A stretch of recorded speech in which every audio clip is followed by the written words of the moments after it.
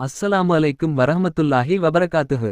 அன்பும் அக்கறையும் கொண்ட சகோதரர்களும் சகோதரிகளும், நாம் வாழும் இந்த உலக வாழ்க்கையில் ஒவ்வொருவருக்கும் பல சோதனைகள், கவலைகள், எதிர்பாராத பிரச்சினைகள் வந்து செல்லும். சில நேரங்களில் நம்மால் எதையும் செய்ய முடியாத நிலை உருவாகும். அப்போது நாம் தேட வேண்டியது ஒரே ஒன்று தான், அல்லாவின் உதவி. அல்லாஹ்வை நினைக்கும் வீடு தான் அமைதியும் நிம்மதியும் நிறைந்த வீடு. அல்லாவின் நினைவு இல்லாத வீடு, வெளியில் எவ்வளவு அழகாக இருந்தாலும் உள்ளே வெறுமையாகவே இருக்கும். நம்முடைய முன்னோர்கள், பெரியோர்கள், வலியுள்ளார்கள் எளிமையான சில அமல்களைப் பின்பற்றி தங்கள் வாழ்க்கையை மாற்றிக் கொண்டவர்கள். அவர்கள் எப்போதும் அல்லாவின் நினைவில் வாழ்ந்தவர்கள்.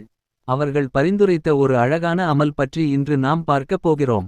மிக எளிமையானது, ஆனால் மிக பெரிய பலன் கொண்டது. அது என்ன அமல் என்றால், 5 அழகான கலிமாக்களை நம்முடைய வீட்டில் எழுதி பொருத்துவது. இது ஒரு சாதாரண செயல் போல தோன்றலாம். ஆனால் அதன் உள்ளார்ந்த அர்த்தம் மிக ஆழமானது. இந்த 5 வார்த்தைகள் நம்முடைய நாக்கில் இருந்தால் அது தீக்ர். நம்முடைய வீட்டில் இருந்தால் அது பரக்கத். அந்த 5 கலிமாக்கள் சுப்ஹானல்லாஹில் ஹம்துலில்லாஹி லா இலாஹ இல்லல்லாஹு அல்லாஹு அக்பர் லா ஹவ்ல வலா குவத இல்லா பில்லாஹ். என்னவென்றால், சுப்ஹானல்லாஹ், அல்ஹம்துலில்லாஹ், லா இலாஹ இல்லல்லாஹ், அல்லாஹு அக்பர், லா ஹவ்ல வலா குவத்த இல்லா பில்லாஹ். இந்த 5 வார்த்தைகள் சாதாரண வார்த்தைகள் அல்ல. இது நம்முடைய ஈமான், நம்பிக்கை, தாழ்மை, நன்றி, முழுமையான ஒப்படைப்பு ஆகிய அனைத்தையும் உள்ளடக்கியவை.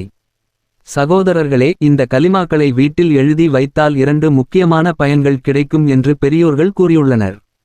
முதலாவது, அல்லாஹ் நம்முடைய காரியங்களை எளிதாக்குவான். நம்மால் முடியாத விஷயங்களையும் அல்லாஹ் சுலபமாக செய்து வைப்பான்.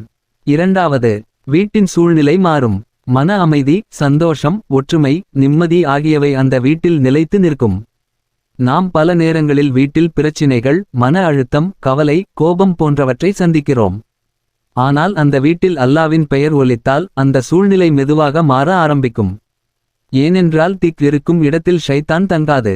இந்த கலிமாக்களை எப்படியும் எழுதிக் கொள்ளலாம். உங்கள் கைகளால் எழுதலாம். அழகாக ஒரு பலகையில் எழுதிக்கொண்டு சுவரில் மாட்டலாம்.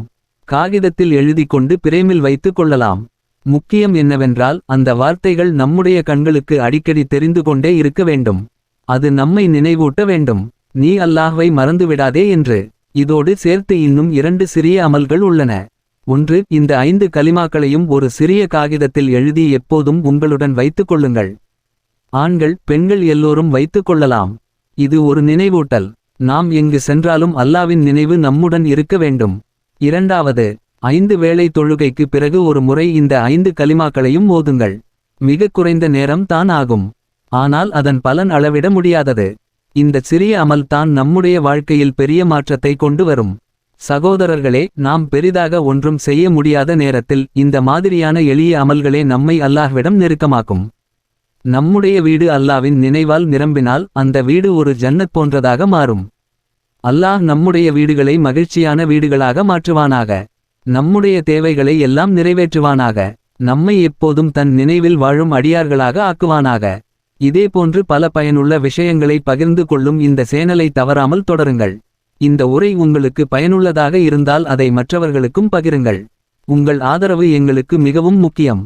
நம்முடைய சேனலை சப்ஸ்கிரைப் செய்து கொள்ளுங்கள். பிடித்திருந்தால் லைக் செய்யுங்கள். மேலும் பலருக்கும் ஷேர் செய்யுங்கள்.